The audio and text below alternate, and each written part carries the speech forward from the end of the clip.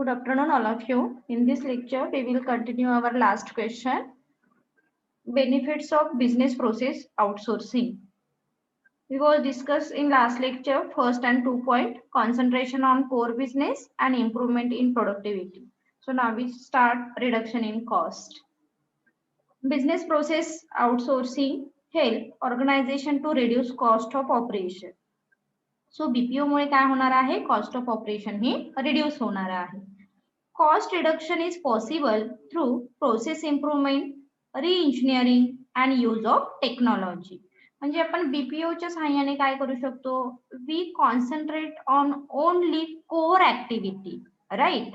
आणि ज्या non core आहेत ते ऑलरेडी आपण हँड ओव्हर केलेले आहेत दुसऱ्या बिझनेसकडे. That is why here say cost reduction is possible. म्हणून इथे काय सांगितलं जातं, cost reduction is possible through process of improvement. आपण काय करतोय, प्रोसेस इम्प्रूव्ह करतोय, रिइंजिनिअरिंग करतोय किंवा टेक्नॉलॉजी सुद्धा इथे यूज करतोय. So outsourcing help to reduce transition, evaluation and total ongoing process expenses. These give them a better market position and even a competitive advantages. आणि इथे आपण कॉम्पिटेटिव्ह ऍडव्हान्टेजेस सुद्धा वी कॅन इझिली फेस, म्हणजे we can easily give competitive advantages, we can easily take competitive advantages. कारण आपण आपले जे काही प्रॉब्लेम आहेत हे आपण दुसऱ्या बिझनेस सोबत शेअर केल्यामुळे आपण कॉम्पिटेटिव्ह ऍडव्हान्टेजेस घेऊ शकतो किंवा प्रॉफिट हा जास्त मिळवू शकतो. Next point is better risk management. Business process outsourcing help to improve risk management by reducing transitional, operational, strategic, financial and legal risk. म्हणजे ज्या काही रिस्क आपल्याला फेस कराव्या लागतात ऑर्गनायझेशन मध्ये, मग त्या ट्रान्झिशनलशी रिलेटेड असू देत किंवा ऑपरेशनलशी रिलेटेड असू देत, स्ट्रॅटेजीशी रिलेटेड असू देत, we can easily face such a types of risk with the help of BPO methods. कारण आपण इथे काय केलेलं आहे, आपला वर्कलोड सुद्धा इथे कमी केलेला आहे. सपोज माझ्याकडे काय आहे, फिनान्शियल थोडेसे प्रॉब्लेम आहेत, तर आपण काय करू शकतो, बिझनेस प्रोसेस आउटसोर्सिंगच्या सहाय्याने दुसऱ्या बिझनेस कडून हेल्प घेऊ शकतो. एखाद्या लिगल ऍडव्हायझरची आपल्याला गरज आहे, पण बिझनेस मध्ये तसा एक कॅपेबल पर्सन नाहीये, so we can take a help to another business. घेऊन आपण आपला प्रॉब्लेम हा सॉल्व्ह करू शकतो and we reduce and we manage our risk. Okay, is it clear? Point number 3, point number 4. Yes, ma'am. Yes, ma'am. Good. Then next point is improve process quality. BPO help to improve the quality of process and service during transformation.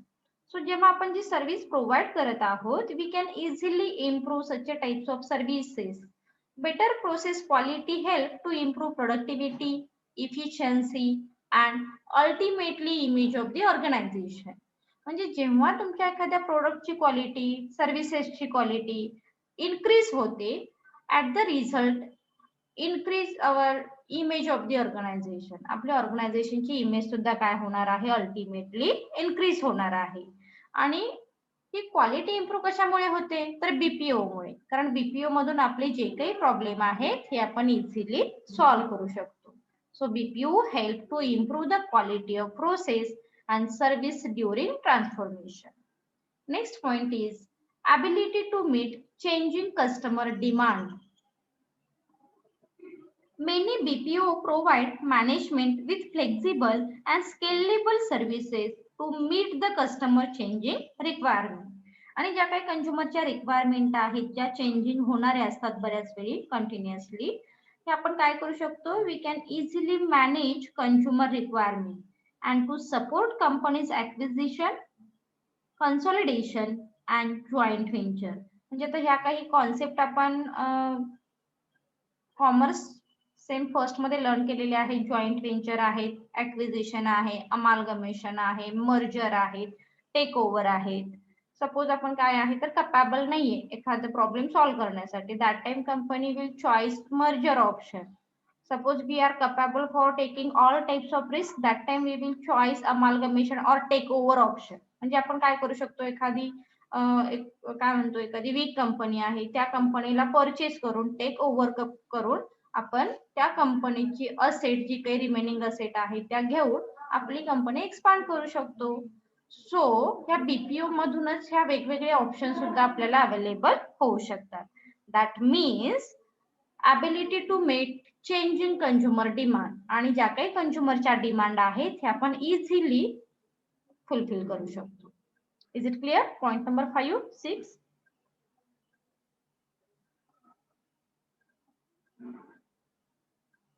Is it clear? अरे काय झालं? Yes, ma'am. Okay. Next, increase in revenue. By outsourcing non-core process, companies can concentrate on increase their sales and market share. म्हणजे आपण आपला workload BPO मुळे काय केलेला आहे तर रिड्यूस केलेला आहे.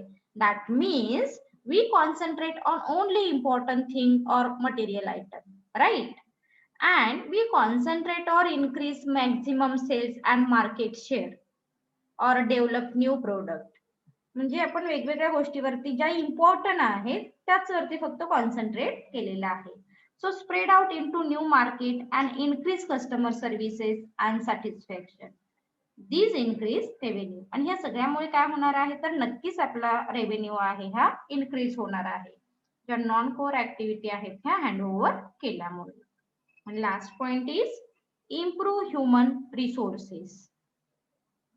Improve human resources is at another advantages of outsourcing business process. Due to outsourcing, companies can save human resources cost.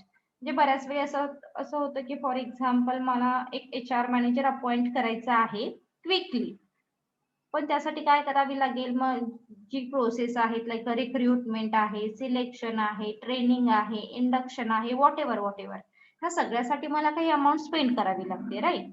पण बीपीओ मुळे मी काय केलं, मला एखादा इमर्जन्सी एखादा ह्युमन रिसोर्सेस रिक्वायर आहे, सो मी अनादर बिझनेस कडून त्याला काय करू शकते, त्याची हेल्प घेऊन माझा प्रॉब्लेम सॉल्व्ह करू शकते. So improve human resources.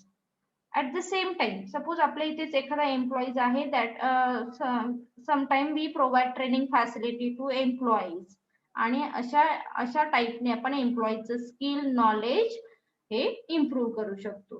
म्हणजे बऱ्याच वेळी आपण खूप सारे एम्प्लॉईज अपॉइंट करण्यापेक्षा जेवढे आहेत तेवढ्या एम्प्लॉईजना ट्रेनिंग फॅसिलिटी प्रोव्हाइड करून त्यांचं स्किल हे इम्प्रूव्ह करतो with the help of BPO. Is it clear? Yes, ma'am. तर काही पॉइंट समजत नसतील तर विचारलं तरी चालेल. So these are some benefits or advantages of business process outsourcing. So now we start some limitation of business process outsourcing. म्हणजे आपण आता इथे काय सांगितलेलं आहे, बीपीओ मुळे आपला एखादा एम्प्लॉईज दुसऱ्या कंपनीमध्ये जातो किंवा दुसऱ्या कंपनीचा एखादा एम्प्लॉईज आपल्या कंपनीमध्ये येतो, इन्फॉर्मेशन आपण शेअर करतो, राईट? सो ह्या थिंगमुळे काही लिमिटेशन, काही डिसएडव्हान्टेजेस सुद्धा बिझनेसला बघायला मिळतात. मग ते कोणते आहेत बघा. First is poor quality. There is the possibility of poor quality of output if the BPO is not specified with the proper norms. म्हणजे बीपीओ मध्ये काही असे नॉर्म्स आहेत का, किंवा काही टर्म्स आहेत का, किंवा काही लॉज आहेत का जे बीपीओ चॅनल तुम्ही फॉलो करताय? नो, असे कोणतेही लॉज नाहीयेत किंवा असे कोणतेही नॉर्म्स नाहीयेत. लक्षात येतंय? Further the output of BPO has to be monitored properly. So त्यामुळे बीपीओ मधून जे बेसिक थिंग पुअर क्वालिटी, मला काय करायचं आहे, एखादा जसं आपण सांगितलं एखादा एम्प्लॉईज मला अपॉइंट करायचा आहे ज्याच्याकडे कम्युनिकेशन स्किल असेल, अज्युम करू आपण, जो माझ्या ऑर्गनायझेशन मध्ये नाहीये, आणि मी एका थर्ड बिझनेस कडून सांगितलं की तुमच्याकडे एखादा बेस्ट कम्युनिकेशन असणारा कोण पर्सन आहे का, त्याची आम्हाला हेल्प होईल. तर तो काय करेल, त्याच्याकडे 4 एम्प्लॉईज होते, त्यांच्याकडे कम्युनिकेशन स्किल होतं, पण त्यांच्यामध्ये जो वीक आहे ते 4 मध्ये, तो पर्सन तो काय करेल, तुमच्या बिझनेसकडे देईल. म्हणजेच ते त्यांच्यामधला बेस्ट पर्सन तुमच्याकडे पाठवतील का हो कधी? नाही ना. म्हणजे सिंपल थिंग अशा ह्यामुळे काय होणार आहे तर जी पुअर क्वालिटी आहे ही बघायला मिळते आणि आपल्याला वाटतं की अरे आपला प्रॉब्लेम सॉल्व्ह झाला. तर बिझनेस प्रोसेस आउटसोर्सिंग मुळे तुम्ही तुमची हेल्प तरी होती, पण यामधून तुमची क्वालिटी इम्प्रूव्ह होईल असं नाही. So some time there is possibility of poor quality of output. आणि जे काही आउटपुट तुम्हाला मिळणार आहे त्याची क्वालिटी ही पुअर असू शकते. Is it clear? First point. Yes, ma'am. तुमचा आवाज नाही येते इकडे, फटाफट बोला बरं. Yes, ma'am. Then second, leaking of confidential information. Leak करतं बऱ्याच वेळी, इथून इकडे एम्प्लॉईज पास होत आहेत, इथून तिकडे इन्फॉर्मेशन पास होतात, काही टेक्निक्स पास होतात, काही प्रोसिजर पास होते. सो दॅट इज बाय हे लिमिटेशन आपल्याला बघायला मिळेल, leaking of confidential information. So in outsourcing security and confidentiality issue are important.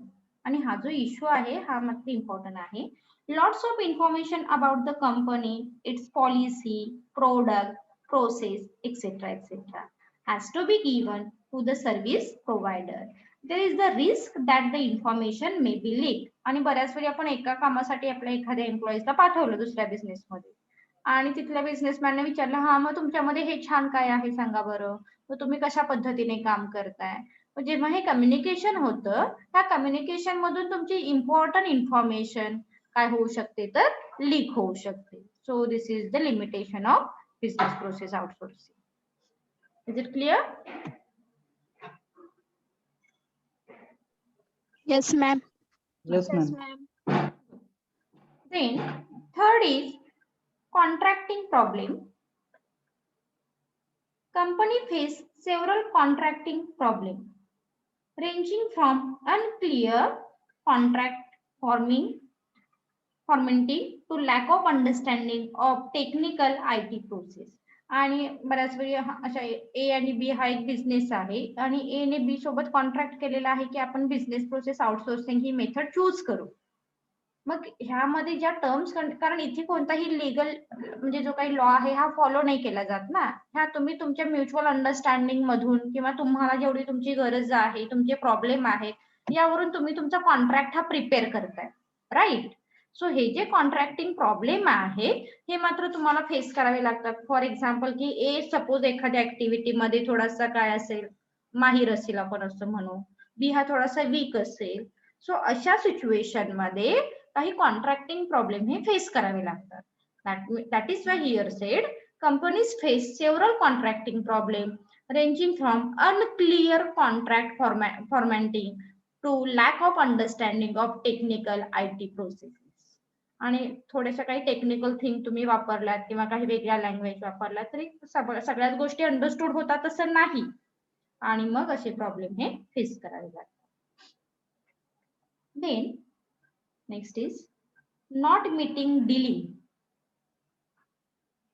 deadline. There is the possibility that the BPO firm may not meet the deadline specified by the organization. This may cause delay in meeting in order of the company. So तुम्ही suppose एखाद्या दुसऱ्या बिझनेसची help घेतली आहे, तुम्ही फक्त सांगता की अरे ह्या गोष्टीसाठी मला थोडीशी तुमची हेल्प हवी आहे, पण डेडलाईन वगैरे इथे असं काही फिक्स नसतं. मग अशी लिमिटेशन तुम्ही तुमच्या कामांवरती तुम्हाला बघायला मिळतात त्याचे impact. So not meeting deadline.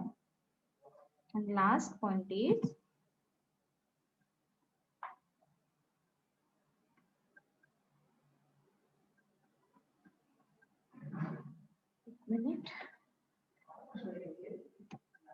loss of managerial control. It becomes difficult to manage the outsourcing service provider as a compared to managing own employees. This leads to lesser managerial control which may affect the output of the company. आणि बऱ्याच वेळी तुम्ही दुसऱ्या एखाद्या कंपनीची help काय करता किंवा तिथले एम्प्लॉईज हँड ओव्हर करून त्यांच्याकडे एखादा टास्क दिलेला आहे किंवा तिथले एम्प्लॉईज आपल्याकडे येऊन एखादा काम करतायत, त्यावेळी तुम्हाला मॅनेजरियल कंट्रोल करणं it's very difficult task for business process outsource. लक्षात येते का? म्हणजे जसं म्हणतो ना की अरे माझ्याकडे कम्युनिकेशन स्किल नाहीये, मग मी थर्ड पर्सन एखादा अपॉइंट केलेला आहे, मग तो जो सांगेल त्या गोष्टी आपल्याला फॉलो कराव्या लागतात, राईट. सो अशा वेळी जी कंट्रोलिंग थिंक आहे ती आपल्याला हा प्रॉपर मॅनेज नाही करतायत किंवा इफेक्टिव्ह नाही करतायत. सो असे प्रॉब्लेम हे बीपीओ मध्ये बघायला. Is it clear question?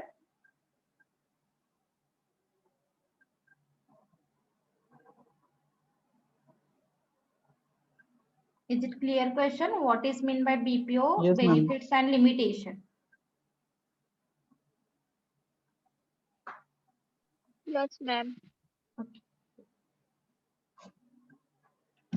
So now we start our next question. Knowledge process outsourcing. Knowledge process. So इथे आपण काय करतो तर नॉलेज जसं आता ऑलमोस्ट सेमच असणार आहे, फक्त इथे नॉलेज पॉइंट ऑफ व्ह्यू ने आपण काय करतो आउटसोर्स करतो. केपीओ. सो काय सांगितलेलं आहे बघा केपीओ.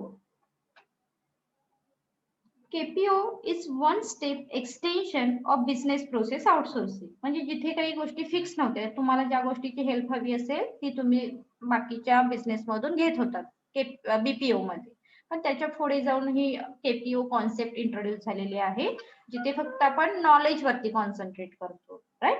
Knowledge process outsourcing.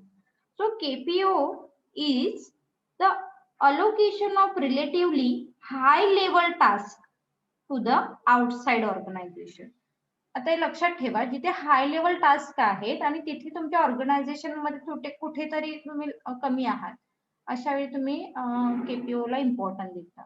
म्हणून काय सांगितलेलं आहे, KPO is the allocation of relatively high level task. म्हणजे कोणत्याही डे टू डे ऍक्टिव्हिटी किंवा जसं आपण बीपीओ मध्ये काय बघितलं होतं, नॉन कोर ऍक्टिव्हिटी आहे त्या आपण हँड ओव्हर केल्या होत्या. ओके, ठीक आहे, ह्या गोष्टी एखादा बाहेरचा बिझनेस हँडल करेल. पण इथे ज्या महत्वाच्या थिंक आहेत, हाय लेवल टास्क आहेत, हे आपण काय करतो आउटसाइड ऑर्गनायझेशन कडून सॉल्व्ह करतो. हा मेन डिफरन्स आहे किंवा हे अपोजिट थिंक आहेत म्हणाला तरी चालेल. कंटिन्यू करू आपण. Knowledge process outsourcing call for the application for specialized knowledge of a high level. So इथे तुम्ही काय करताय, जे स्पेशलाइज नॉलेज आहे हाय लेवल हे अक्वायर करताय थर्ड बिझनेस कडून. KPO is a essential high end business process outsourcing. So काय सांगितलेलं आहे, हाय बिझनेस प्रोसेस आउटसोर्सिंग असते.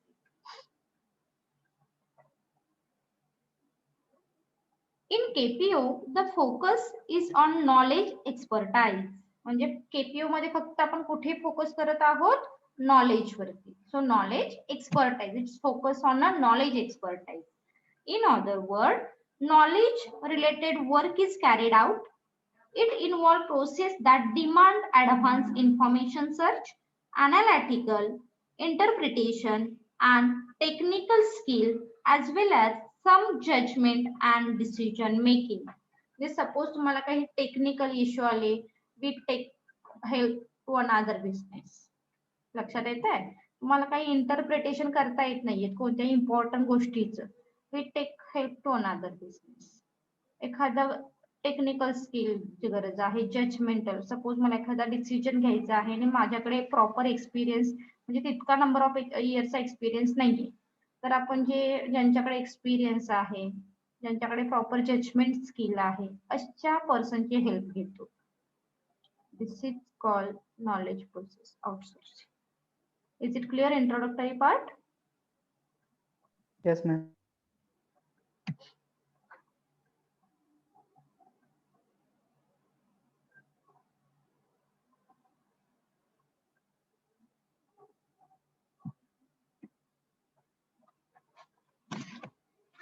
Scope of KPO.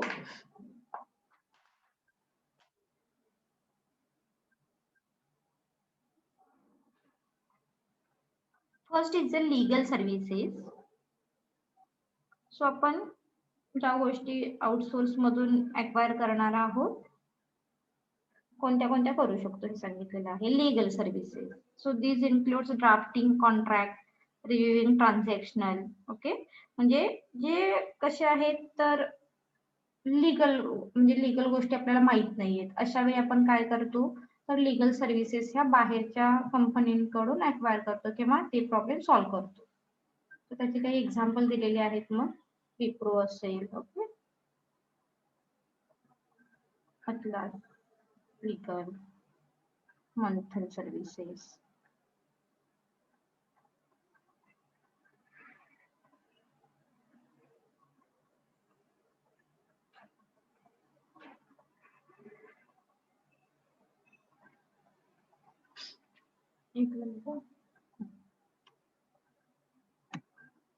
So legal services लक्षात आलं का काय सांगितलेलं आहे? This include drafting contract, reviewing transactional and litigation document, research memoranda and due diligence report, negotiation. ह्या सगळ्या गोष्टी आपण काय करू शकतो? बाहेरच्या बिझनेस कडून घेऊन सॉल्व्ह करू शकतो. त्याची काही एक्झाम्पल हे दिलेली आहे. Next is a financial services. This includes financial data mining, insurance, risk assessment, equity research, underwriting, fund management, etc. etc. म्हणजे काय करू शकता तुम्ही? सॉल्व्ह करू शकता. accrual analysis, debt collection, recovery, corporate and market research, etc. So त्याची example दिलेले आहेत. Smart analyst, officer tiger and smart cube etcetera. म्हणजे जे फिनान्शियल सर्व्हिसेस काय करू शकतात, इथे आपला प्रॉब्लेम सॉल्व्ह करू शकतात. फार जर लक्षात राहत नसेल तर इन्शुरन्स या एका एक्झाम्पल वरून तुमच्या लक्षात येईल. म्हणजे आपली काही रिस्क आहे आपण काय करू शकतो, इथे रिड्यूस करू शकतो. म्हणजे इन्शुरन्स कंपनीचे माहिती आहे आता बरेच टाइप्स आहेत. आपण काय करतो, प्रीमियम तिथे देतो किंवा जे इन्स्टॉलेशन देतो आणि आपली रिस्क इथे रिड्यूस करतो. This is called the financial services. Is it clear first two? Yes, ma'am. Yes, ma'am. Yes, ma'am. Engineering and research and development. So this includes finite analysis, 3D conversion and modeling, technical specification for tender, value engineering, computational loop, dynamic analysis, etc. So त्याचे classification केलेले आहेत मग telecom research and development and software research and development. So जे इंजिनिअरिंगशी related आहेत किंवा research and डेव्हलपमेंटशी related आहेत हे आपण प्रॉब्लेम काय करू शकतो, सॉल्व्ह करू शकतो with the help of or we take help to another business. मग नोकियाचे एक्झाम्पल आहे जे टेलिकम्युनिकेशन टेलिकॉमशी रिलेटेड असेल. सॉफ्टवेअरचे जे पॉप्युलर एक्झाम्पल आहे ते मायक्रोसॉफ्ट आहे, ॲडोब रायडर असेल, ओके, गुगल असेल. ओके, हे सुद्धा एक्झाम्पल आपण इथे सांगितलं.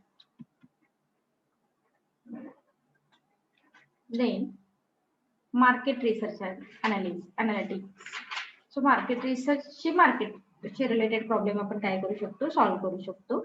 These include services like writing, editing, secondary and primary research, formatting, client report, conversion and finding to knowledge, etc.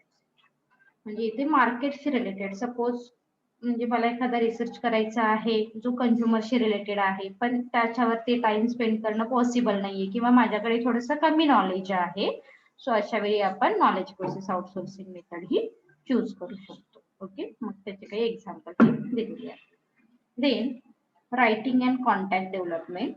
This include service like contact delivery, digitalization of contact, data enrichment and warehousing, prepress work, proof reading, template designing, test competition etcetera. So रायटिंगशी related जे काही आहे, म्हणजे suppose writing करायचं आहे, contact development करायचं आहे, तर तुम्ही काय करू शकता, अनदर बिझनेसची हेल्प घेऊ शकता. फॉर एक्झाम्पल मला माझ्या बिझनेसचा एखादं बिझनेस मॅगझिन तयार करायचं आहे तर आपण अशा वेळी काय करू शकतो, अनदर बिझनेसची हेल्प घेऊ शकतो. कारण आपण स्वतःच प्रिंटिंग प्रेस वर्क सगळ्या गोष्टी नाही मेंटेन करू शकत किंवा टेम्पलेट नाही देऊ शकत. लक्षात येते, डेटा इनरिचमेंट नाही करू शकत. सो अशा वेळी आपण नॉलेज प्रोसेस आउटसोर्सिंग मेथड ही चूज करून आपले प्रॉब्लेम हे सॉल्व्ह करू शकतो. Then pharmaceutical biotech research and development. So आता इथे कशाशी रिलेटेड असतील तर मेडिसिनशी रिलेटेड काही प्रॉब्लेम आहेत हे आपण काय करू शकतो, सॉल्व्ह करू शकतो.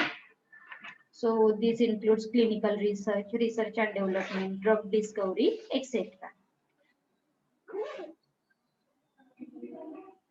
तो त्याचे काही एक्झाम्पल दिलेले आहेत. Health care services.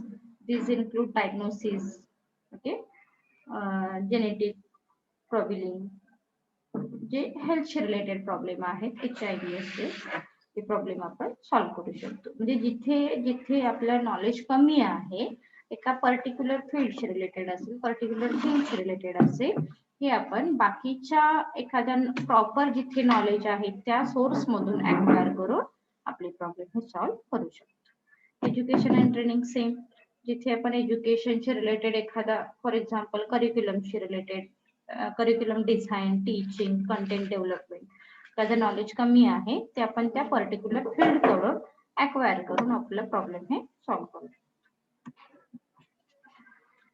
So this are scope of KPO. So next is the benefits of KPO. The first and foremost benefit of KPO services, that is cost effective. Cost effective का आहे? कारण एखाद्या गोष्टीचं knowledge जर आपल्याला acquire करायचं असेल तर त्यासाठी काही ट्रेनिंग घ्यावं लागेल. ओके, प्रॉपर स्किल घ्यावं लागेल. सो जिथे आपल्याला कॉस्ट ही स्पेंड करावी लागते. पण केपीओच्या साह्याने we solve our problem with we take help to another business. that is why this is the cost effective method. So companies can assess professional talent at a low cost. आणि जेव्हा आपण KPO method use करू शकतो तेव्हा कमीत कमी cost मध्ये आपण आपले प्रॉब्लेम हे सॉल्व्ह करू शकतो. दे offer high quality and skill professional services. म्हणजे जसं की सांगितलेलं आहे आपण इंट्रोडक्टरी पार्ट मध्ये, इथे आपण काय करतो, हाय क्वालिटी किंवा हाय लेवलचा जो टास्क आहे अशासाठी केपीओ मेथड ही यूज केली जाते. That is why here said they offer high quality and skilled professional services. आपण काय करू शकतो, स्किल प्रोफेशनल सर्व्हिसेस ते acquire करू शकतो.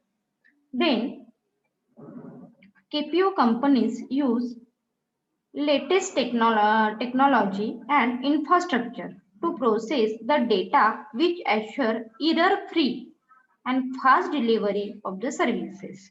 So error-free म्हणजे असं नाही, केपीओ मध्ये तर फार या गोष्टीला महत्व दिलं जातं की एरर फ्री ट्रान्झॅक्शन होणं महत्वाचं आहे. कारण एखाद्या बिझनेसकडे, एखाद्या पर्सनकडे नॉलेज नाहीये म्हणून तो तुमची हेल्प घेतो. तर तुम्ही त्याला एखादा रॉंग वेने जाणं सांगता का? तर नाही. तर तुम्ही काय करतात, तिथे प्रॉपर नॉलेज हे प्रोव्हाइड करतात. That is Y here sed free error free transaction इथे बघायला मिळतात. Error free and fast delivery services provide होतात with the help of KPO. Then standard operational efficiency can be achieved. आणि obviously आपण असं म्हणू शकतो की कुठेतरी एक स्पेसिफिक स्टँडर्ड ऑपरेशनल इफिशियन्सी आपण इथे अचीव करू शकतो कारण आपण प्रॉपर नॉलेज केपीओ मधून ऍक्वायर केलेलं आहे. Then increase in profit, then save in time and management energy for maintaining in house services. In house services, जेव्हा इन हाऊस सर्व्हिस म्हणजे काय, विदिन द ऑर्गनायझेशन मध्येच एखादी ऍक्टिव्हिटी रन करणे. आणि ती ऍक्टिव्हिटी रन करणे म्हणजेच काय, सपोज एखाद्या एम्प्लॉईजला नॉलेज प्रोव्हाइड करणे, मग त्यासाठी ट्रेनिंग प्रोव्हाइड करणे. ह्या सगळ्या गोष्टीसाठी मॅनेजमेंटची एनर्जी ही जास्त स्पेंड होणार आहे, टाइम स्पेंड होणार आहे, कॉस्ट स्पेंड होणार आहे. सो ह्या गोष्टी सेव्ह करण्याचं काम कोण करतं, तर केपीओ करतं. That means knowledge process outsourcing. And last point is, by using the services of KPO's, company can experience an increase in revenue and gain competitive advantages in the market. आणि ह्या ज्या काही आता जसं की आपण म्हणतो recent trade in service sector, service सेक्टरचं इंटेन्शनच काय आहे तर कस्टमर सॅटिस्फॅक्शन आहे, राईट. मग कस्टमर सॅटिस्फॅक्शन, मग तो बिझनेस असू शकेल किंवा इन जनरल आपण जे कंझ्युमर आहोत ते, ह्या कस्टमरचं सॅटिस्फॅक्शन करण्यासाठी वेगवेगळे सोर्सेस हे यूज केले जातात. मग यामध्ये जसं आपण बघितलं बिझनेस प्रोसेस आउटसोर्सिंग आहे, नॉलेज प्रोसेस आउटसोर्सिंग आहे, पुढे आपण लीगल प्रोसेस आउटसोर्सिंग बघणार आहोत. म्हणजे कुठे तुम्ही कमी पडू नयेत ह्या इंटेन्शनने, ह्या पर्पजने आपल्याकडे वेगवेगळे ऑप्शन हे अवेलेबल करून दिले जातात त्या सेक्टरमध्ये. Is it clear question? Yes, ma'am. Okay, so Yes, आपण ma'am. नेक्स्ट लेक्चरला नॉलेज प्रोसेस आउटसोर्सिंग स्टार्ट करूया. थँक्यू.